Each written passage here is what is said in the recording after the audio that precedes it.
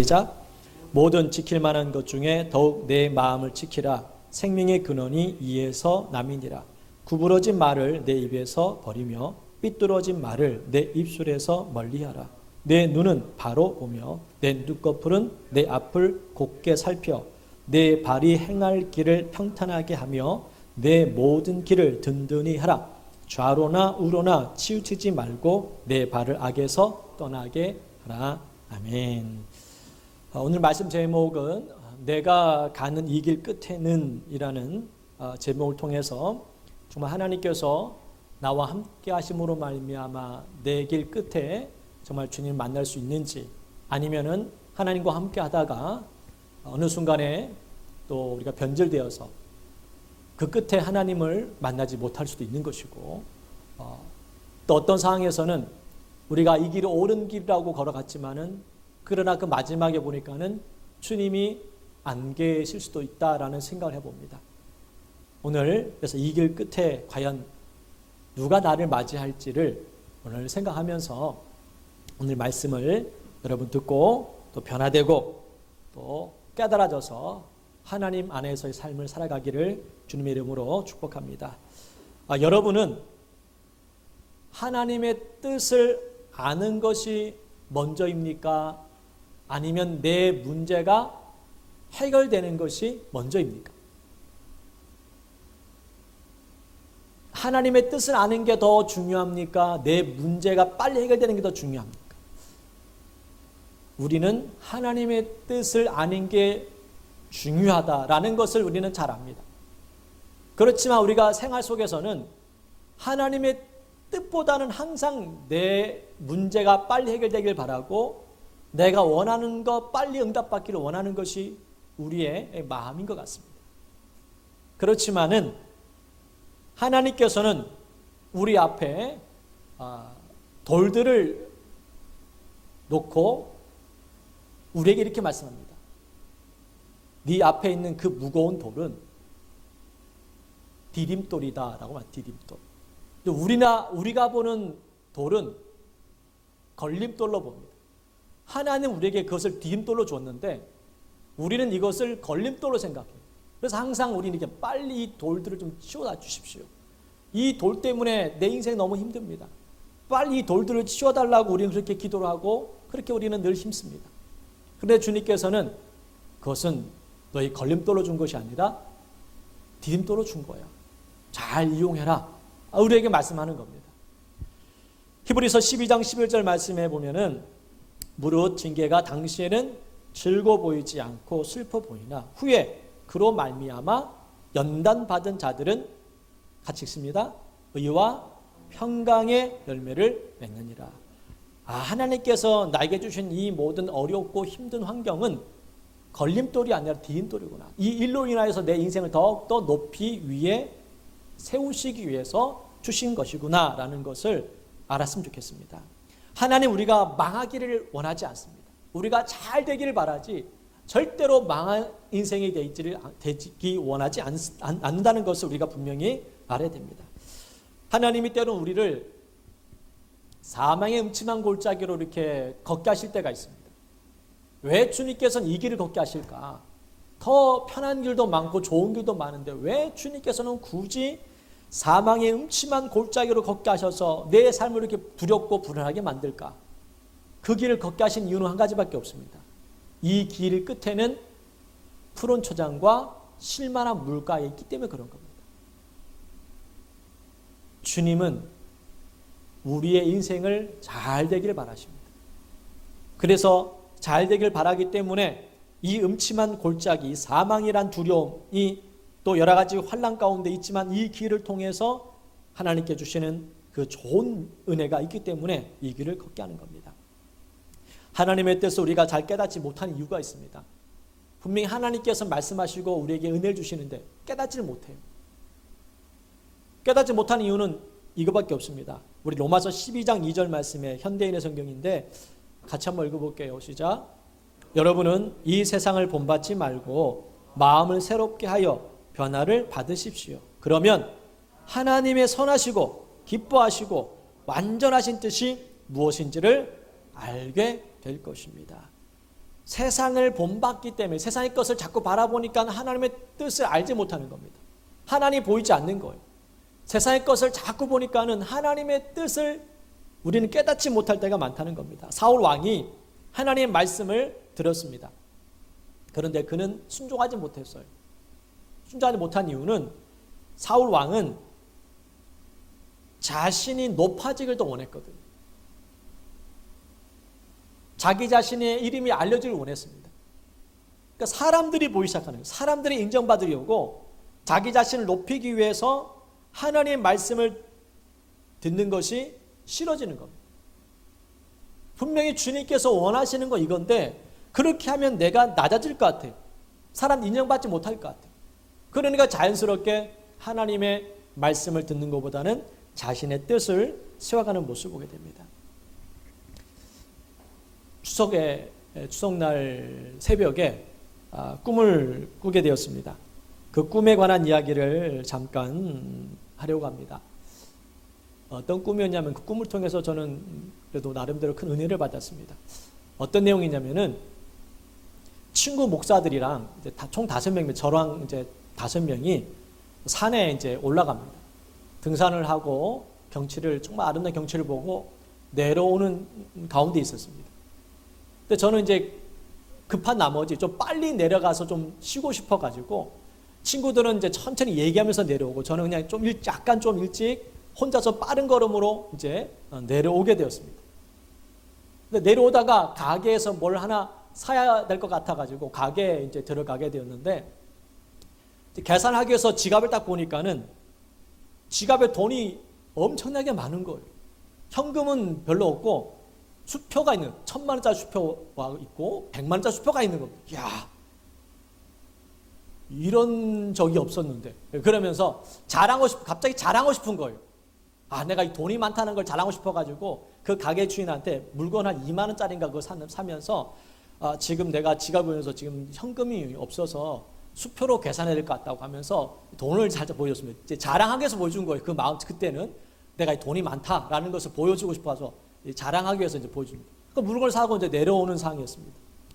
근데 외딴 곳에 이제 이르렀을 때에 어떤 한 사람이 저를 기다리고 있는 거예요. 계속 저를 보고. 이 사람 왜 가만히 서서 나를 기다리지? 계속 걸어오는데 뒤에를 보니까는 어떤 한 사람이 삽을 들고 저한테 오는 거예요. 이쪽으로 보면. 가까이서 보니까는 가게 주인이었던 거예요. 가게 주인. 그때 눈치챈 게 내 지갑에 있는 돈을 훔쳐가려고 뺏어가려고 전화를 걸어가지고 나를 못 가게 막고 뒤에서 삽을 들고 나를 죽이려고 돈 뺏어가려고 오는구나 라고 생각이 들자마자 그때부터 소리를 지르면서 살려달라고 사람 살리라고 이렇게 소리를 도망을 쳤습니다. 도망치는 것도 한계가 있죠. 한참 도망치다가 결국 붙잡히게 됐어요. 붙잡혀서 돈을 빼앗기는 그런 상황에 이제 맞고 돈을 빼앗기는 상황에 친구들이 저쪽에서 저를 보고 막 쫓아오는, 막 뛰어오는 겁니다. 이제 제 목소리 듣고 이제 뭔 일이 생겼나 싶어가지고 막 쫓아온 거예요. 그때 안심이 된 겁니다. 그리고 이 강도놈들도 친구들이 오는 것을 보고 도망을 친 거예요. 이 꿈을 통해서 2가지를 제가 깨달았습니다. 하나는 뭐냐면은 돈 많으면 죽는구나라는 겁니다. 돈이 많으면은 죽을 수 있구나라는 생각을 했습니다. 그래서 돈 자랑하지 말아야 되겠다라는 생각을 합니다. 돈이 나를 살리는 것이 아니라 오히려 돈이 나를 위험에 빠뜨리고 죽게 만들 수 있구나라는 것을 생각이 들었습니다. 그래서 꿈에서 깨자마자 이제 이 핸드폰에 적은 거예요, 전부 다 이렇게. 혹시 이 꿈이라는 것은 시간 지나면 이게 흐릿해지거든요. 잊어버리잖아요. 그래서 안 잊어버리려고 생생할 때 그냥 이 핸드폰에다가 다 적어놨습니다. 첫 번째 깨달은 것이 돈이 나를 죽일 수 있구나라는 것을 깨달았습니다. 디모데전서 6장 10절 말씀에 보면 이런 말씀이 있습니다. 돈을 사랑함이 일만하게 뿌리가 되나니 이것을 탐내는 자들은 미혹을 받아 믿음에서 떠나 많은 근심으로써 자기를 찔러도다. 돈을 사랑함이 결국 악이 되는구나. 마태복음 19장 23절 말씀 이렇게 얘기합니다. 같이 읽어볼게요. 예수께서 제자들에게 이르시되 내가 진실로 너에게 이르노니 부자는 천국에 들어가기가 이 부자는 또 천국에 들어가기 어렵구나. 돈이 많은 건 좋은데 돈이 많음으로 말미암아 내가 잃어버리는 것들이 많구나 라는 것을 우리가 다시 한번 깨닫게 되었다는 겁니다. 여러분도 돈이라는 것은 우리가 정말 귀하고 소중한 거잖아요. 돈 없으면 살 수가 없지 않습니까? 그런데 내가 더 지나치게 돈에 욕심을 품게 된다면 결국에는 나를 죽일 수 있다는 것도 생각해 봐야 된답니다. 두 번째로는요, 깨달은 게 뭐냐면 혼자 다니지 말아야 되겠다라는 겁니다. 혼자 다니면 죽는구나 라는 거. 그래서 혼자 다닌다는 얘기 뭐냐면 신앙생활 혼자서 하지 말라는 거예요. 신앙생활은 같이 해야 됩니다. 만약에 제가 그 친구들과 함께 얘기하면서 천천히 내려왔다면은 아마 강도를 맞지 않았을 거예요. 혼자 있는 것을 보고 돈도 있고 혼자 있었기에 이 강도가 노린 겁니다. 신앙생활 혼자 하시면 안 돼요. 신앙생활 혼자 넘어질 수 있습니다. 그때 누군가가 붙잡아 줄 수 없다면 그 사람은 결국 하늘을 떠나게 되는 겁니다. 봉사하고 헌신하는 것 혼자서 할 수가 없어요. 같이 해야 됩니다. 우리가 어떤 사람은 사람 만나는 것을 좀 불편해하는 사람들이 있습니다. 불편한 사람 있죠. 그건 충분히 이해됩니다. 그렇지만은 내 삶을 위해서 그 불편함을 감수해야 됩니다. 내가 살기 위해서. 신앙생활은 내 영혼을 살리는 겁니다. 범죄자들이 누구를 노리냐면은 혼자 있는 사람을 노려요. 밤에 여러분 여러 명이 가는 사람은 강도가 잘 노리지 않아요. 근데 혼자 밤길을 걸어가고 있으면은 타겟이 됩니다. 그럼 마귀는 안 그럴까? 마귀도 똑같습니다. 혼자 신앙생활하고 혼자 뭔가를 하고 혼자 일을 하는 사람을 노리는 겁니다.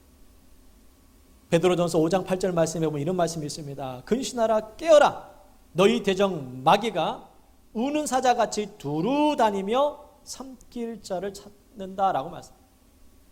원수 마귀는 이렇게 다니면서 이 강도와 같습니다. 이리이리 다니면서 삼킬 자를 찾아다녀요. 근데 여러 명이 같이 있으면은 마귀도 접근할 수가 없어요. 서로 기대 붙잡아주기 때문에. 근데 혼자 있는 사람을 결국 노립니다.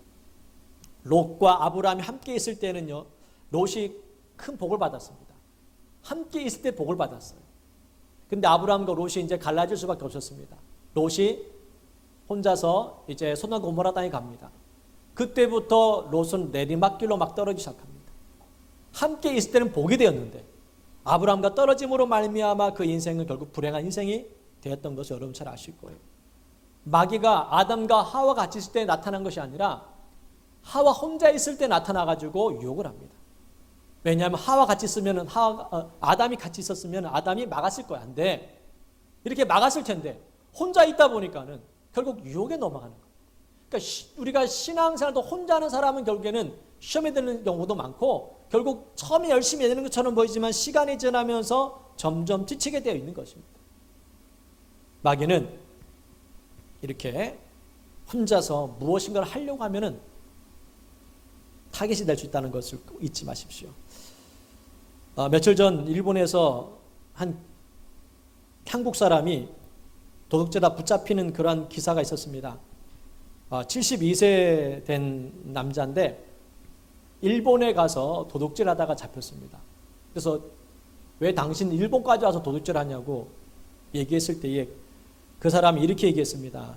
일본이 한국보다 털기가 쉬워서 일본에 왔다라는 겁니다. 왜 털기 쉽냐? 한국에는 곳곳에 CCTV가 다 설치되어 있는데 일본은 도시에만 설치되어 있지 조금만 외곽만 가도 CCTV가 거의 없다라는 거예요. 그 사람이 3억을 털었습니다. 3억을. 한 달 만에 3억을 턴 거예요. 그러니 여러분 한 번 털고 나니까 또 가고 싶은 거죠. 한 번 털고 한국 왔다가 좀 있다가 또 턴 겁니다.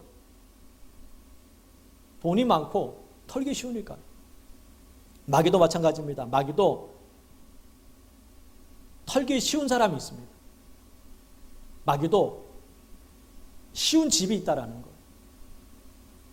주님과 동행하지 않는 그러한 삶, 혼자서 뭔가를 하려고 하면은 결국 마귀가 와서 우리 삶을 털어가기 시작합니다. 마태복음 12장 43절 45절 말씀 세 번역인데 우리 한번 쭉 읽어볼게요.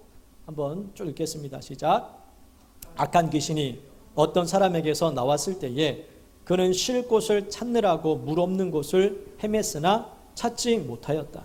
그래서 그는 말하기를 내가 나온 집으로 돌아가겠다 하고 돌아와서 보니 그 집은 비어 있고 말끔히 치워져서 잘 정돈되어 있었다.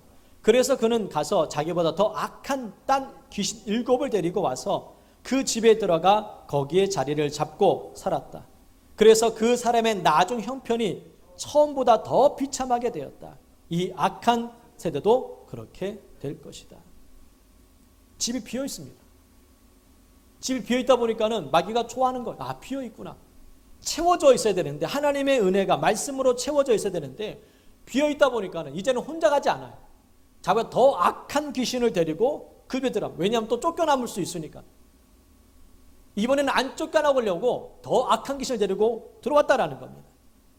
그러니까 우리가 이 비어 있으면 안 돼요. 우리 마음속에 주님의 은혜로 채워야 됩니다. 말씀으로 채워서 원수 마귀가 우리를 자꾸 유혹하고 넘어뜨릴 때마다 그 말씀을 우리가 물리쳐야 됩니다. 그래야 우리가 승리할 수 있는 것이고 이길 수가 있는 겁니다. 신앙생활은 그래서 함께 한다는 것을 꼭 기억해야 됩니다. 따라합니다. 신앙생활은 함께 해야 된다. 그래야 무너지지 않습니다. 오늘 23절 말씀, 본 말씀 23절 말씀에 보면요. 생명의 근원이 어디에서부터 시작된다고 말씀했냐면은 마음이랍니다. 마음. 그래서 따라합니다. 마음을 지키자.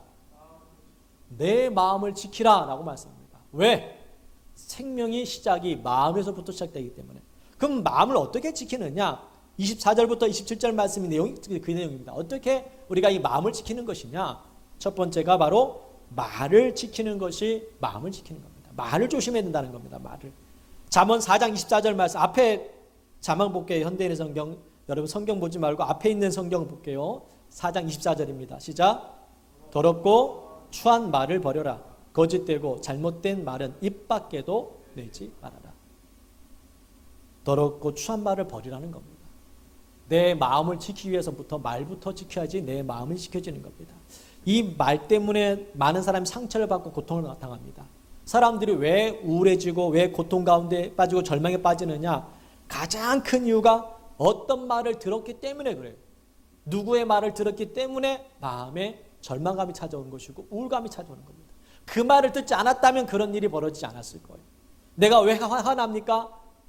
화가 난 이유는 어떤 사람의 말을 들었기 때문에 그것은 내 마음속에 화를 끌어올린 거예요. 그 말을 듣지 않았다면 그런 화가 나오지 않았을 텐데. 그래서 우리는 사람 앞에서도 하나님 앞에서 말을 조심해야 됩니다. 전도서 5장 2절에 보시면은요. 너는 하나님 앞에서 함부로 입을 열지 말며 급한 마음으로 말을 내지 말라. 하나님은 하늘에 계시고 너는 땅에 있음이니라. 그런즉 마땅히 말을 적게 할 것이라. 말을 적게 하라는 얘기는 무슨 뜻이냐면은 이런 겁니다. 우리가 하나님이 들으시기에 하나님도 감정이 있으신 분이라 때로는 화가 날 때가 있어요. 여러분도 어떤 말을 할 때 기분 나쁜 말이 있지 않습니까? 주님도 어떤 우리가 했던 말 때문에 기분 나빠서 화가 나실 때가 있다는 겁니다. 물론 우리 인간의 화는 좀 다르겠죠. 하나님의 그 분은 의로운 분노죠.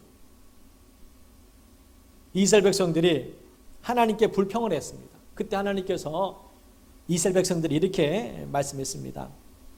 민수기 14장 27절 28절 말씀 같이 읽어볼까요? 시작. 나를 원망하는 이 악한 회중에게 내가 어느 때까지 참으랴. 이스라엘 자손이 나를 향하여 원망하는 바 그 원망하는 말을 내가 들어노라. 그들에게 이르기를 여호와의 말씀에 내 삶을 두고 맹세하노라. 너희 말이 내 귀에 들린 대로 내가 너희에게 행하리니. 주님께서 이스라엘 백성들이 하는 소리를 들었습니다. 죽게 되었구나. 우리는 이제 끝났구나. 라는 소리를 듣고 하도 그 소리를 하다 보니까는 주님께서는 알았다. 내가 너에게 들린 대로 내가 너희 그들을 해주겠다라는 거예요. 말 한마디에 청년빛을 감다는 말이 있습니다. 여러분 믿음의 말은 하나님의 마음을 움직입니다. 마태복음 8장에 보시면은 어떤 한 하인이 중풍병에 걸려서 죽어가는 가운데 있었습니다. 그때 그 주인이 누구냐면은 백부장이었습니다. 그래서 주인이 죽음이 너무 안타까워서 예수님께 나오면 고침받는 사실을 알고 예수님께 나와서 내 하인이 지금 고통 가운데 있사오니 좀 고쳐주십시오라고 했습니다. 그래서 이 예수님께서 백부장에 그래 내가 너희 집에 고쳐줄게. 어디냐? 그때 백부장이 이런 고백을 합니다. 주여 내 집에 들어오심을 나는 감당하지 못하겠습니다. 다만 말씀만 하십시오. 그러면 내 하인이 낫겠습니다. 이런 고백을 한 겁니다. 그때 예수님께서 이 백부장의 그 말을 듣고 큰 충격을 받았습니다. 어떻게 이방인인 백부장이 어떻게 이런 말을 할 수 있을까? 그때 주님께서 이렇게 말씀했습니다. 마태복음 8장 10절 말씀 읽습니다. 내가 진실로 너희에게 이르노니 이스라엘 중 아무에게서도 이만한 믿음을 보지 못하였노라. 이스라엘 백성들 중에 유대인들이 하나님 잘 섬기는 사람들이었지 않습니까? 그런데 하나님을 잘 섬기는 사람들 중에도 이만한 믿음 없었다라는 거예요. 믿음이, 백부장의 믿음의 고백이 그 하인을 살려줬다는 사실을 우리가 잊지 말아야 됩니다. 말이 그만큼 중요하다는 거예요. 말 한마디에 하나님의 마음을 감동시킬 수 있다는 거. 두 번째는 뭡니까? 눈을 조심해야 됩니다. 눈을 조심해야 마음을 지킬 수가 있습니다. 25절 말씀에 보면은요, 세 번역으로 읽어볼게요. 읽습니다. 눈으로는 앞만 똑바로 보고 시선은 앞으로만 곧게 두어라. 따라합니다. 한눈 팔지 말자. 이 25절 말씀 그 얘기입니다. 한눈 팔지 말아라. 오직 주님 바라보라는 겁니다. 견물생심이라는 게 있습니다. 이것을 안 보면은 갖고 싶은 마음도 없었을 텐데 이것을 보고 나니까 자꾸 갖고 싶은 거예요. 사람이 마음이 그렇다는 겁니다. 안 봤으면 몰랐을 텐데 보고 나니까 자꾸 탐심이 생기는 겁니다. 예를 들면은 어떤 집에 이제 새 집에 친구가 이사를 가가지고 구경을 갔는데 집이 너무 좋은 거예요.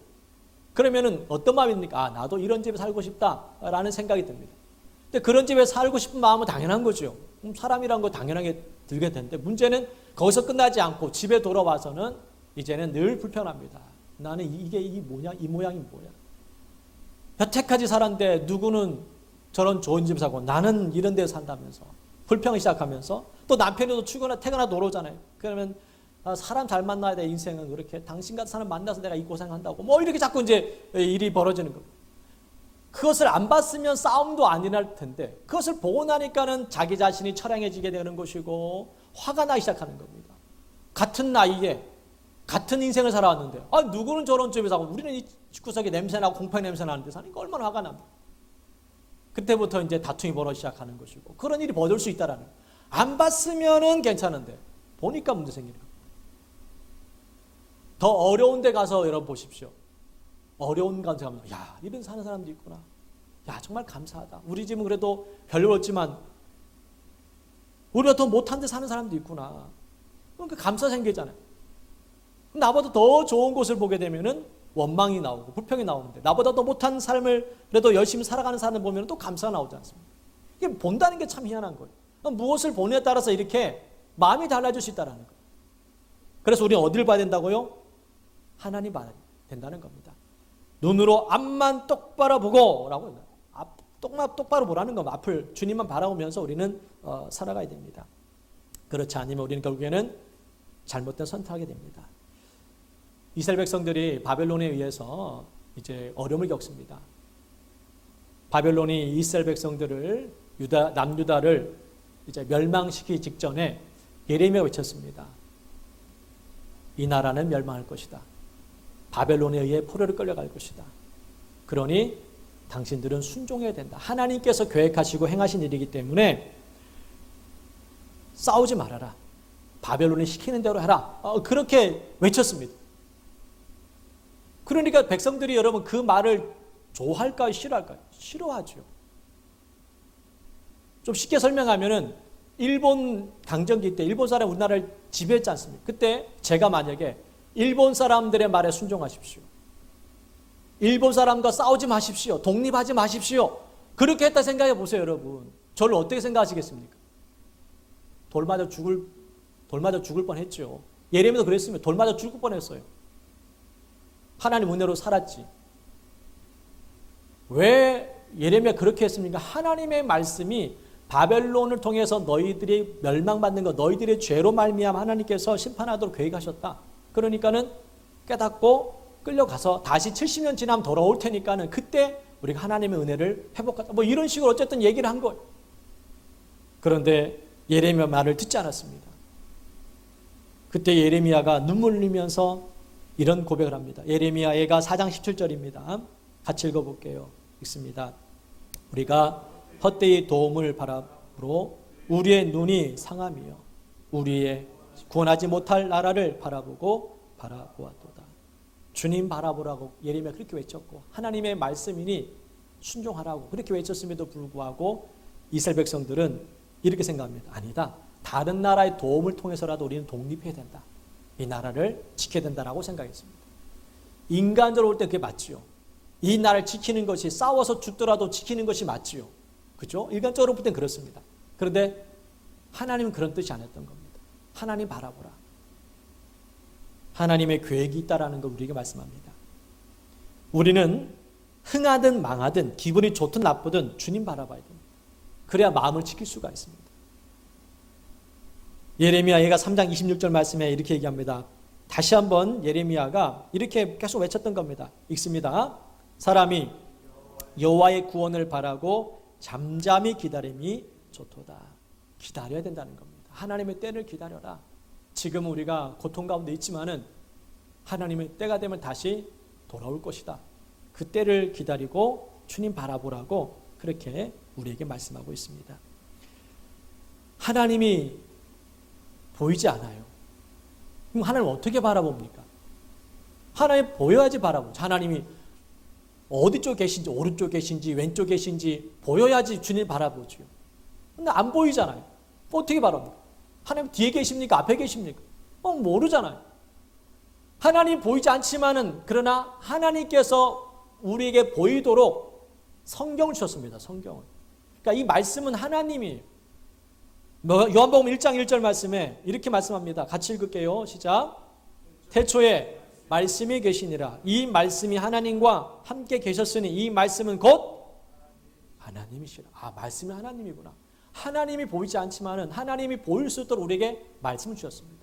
하나님은 안 보인다라는 것은 결국 말씀을 우리가 안 보고 있다라는 거예요. 안 읽고 있다라는 거예요. 하나님 보고 싶습니까? 그럼 말씀을 보십시오. 하나님이 보입니다. 하나님이 어떤 내 인생을 살기를 원하시는지 우리에게 알려주세요. 너 이쪽 길로 가라. 이렇게 살아라. 우리 계속 우리에게 말씀하고 있는 겁니다. 하나님 보이지 않는다는 얘기는 결국 우리가 말씀을 가까이 하지 않고 있다는 거예요. 주님 바라보시길 주님 축복합니다. 그래 마음을 지킬 수 있는 마지막 세 번째로는요. 발을 지켜야 됩니다. 발을 조심하라고 우리에게 말씀합니다. 그러면 마음을 지킬 수 있다라고 얘기합니다. 잠언 4장 27절 말씀 27절입니다. 우리 앞에 보고 읽을게요. 세 번역으로 시작. 좌로든 우로든 빗나가지 말고 악에서 내 발길을 끊어버려라. 발길이 어느 쪽으로 향하냐에 따라서 우리의 마음이 뺏깁니다. 장소가 중요한 거예요. 장소가. 우리의 발걸음이 중요합니다. 가지 말할 곳에 감으로 말미암아 우리의 마음이 그곳에 뺏길 수가 있습니다. 다윗이 범죄하게 된 가장 큰 원인은 있어야 될 곳에 있지 않았기 때문에 그렇습니다. 우리도 마찬가지입니다. 죄를 언제 짓습니까? 잊지 말아야 될 곳에 있었을 때 죄를 많이 져요. 오늘 27절 말씀에도 있듯이 여러분 좌로든 우로든 치우치지 마십시오. 주님의 그 길을 온전히 우리는 그 길을 따라가야 됩니다. 샹밍치엔이라는 사람이 있습니다. 중국의 한 이야기인데 이 아이가 9살 때에 친구랑 같이 놀다가 사소한 그러한 일로 인하여 싸움이 벌어졌습니다. 물이 웅덩이에 고였을 때 돌을 던져가지고 웅덩이가 물에 있는 물이 튀는 바람에 친구에게 옷에 이제 젖게 만들었습니다. 그 친구가 또 가만히 있습니까? 또 그 친구도 옷을 이제 돌로 던져서 젖게 만들었습니다. 그러니까 싸움이 벌어진 거예요. 그 아이들이 서로 막 치고받고 싸움이 벌어진 거예요. 이 싸움이 심해지다 보니까 이제 집안 싸움이 된 겁니다. 부모들이 서로 와가지고 또 서로 싸우기 시작하는 거예요. 그 싸움은 일단락 되는 것처럼 보였지만은 장진이라는 그 친구입니다. 친구 아버지가 그 분을 참지 못하고 이 상민치엔, 이 샹민이라는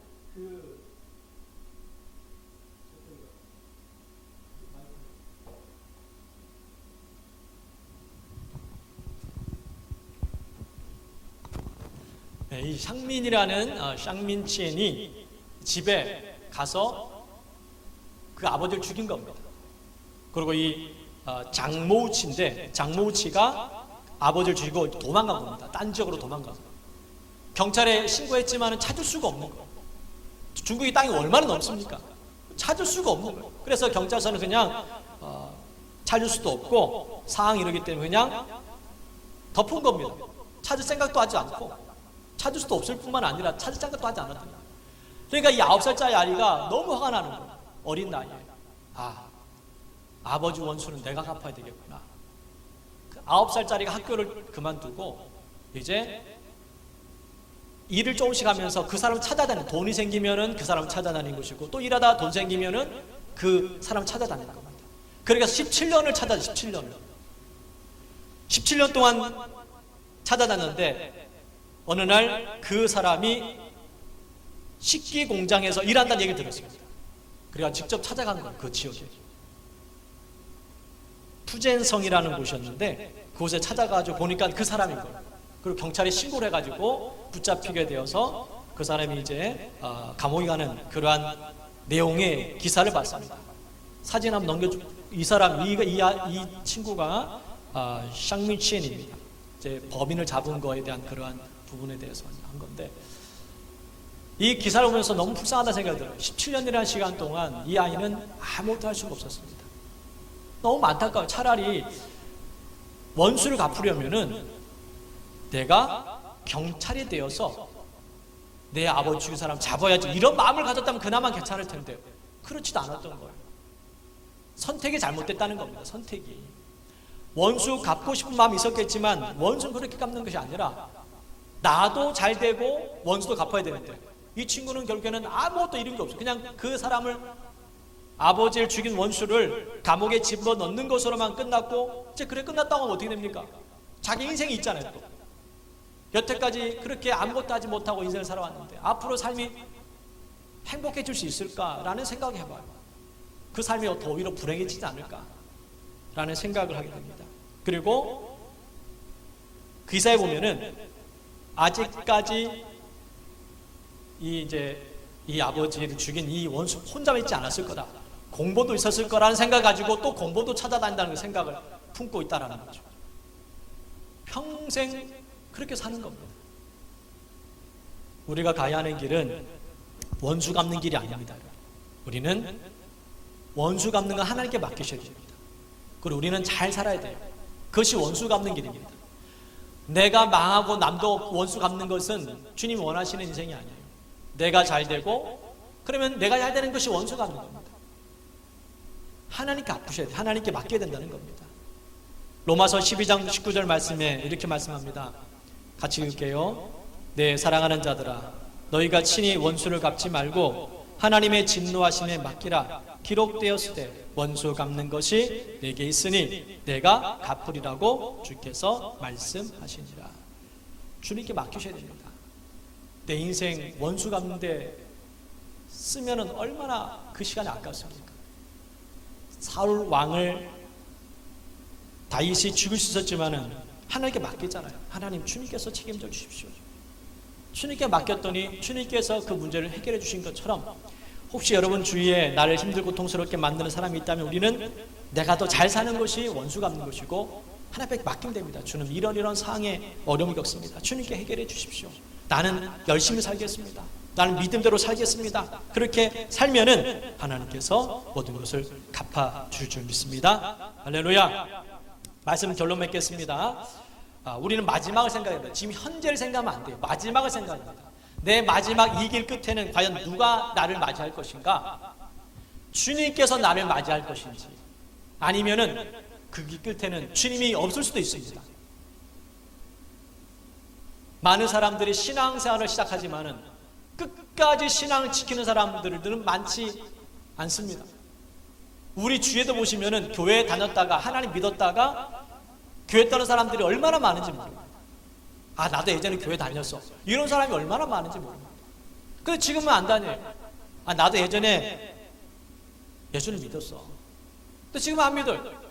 우리 부모님이 장로야, 집사야. 자기는 안 다녀요. 그게 무슨 결과입니까? 처음에는 주 앞에 나가기 길을 믿음의 길을 걸었지만은 그러나 중간에 여러 가지 일로 인하여서 비껴나갔다는 겁니다.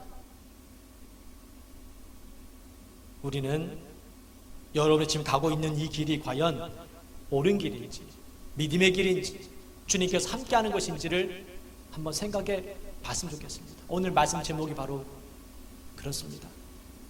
이 길 끝에는 과연 누가 있을 것인가? 이 길 끝에는 천국이 있는지 아니면 천국이 아닌 지옥이 있는지를 우리가 생각하면서 이 길을 잘 걸어가셔야 됩니다.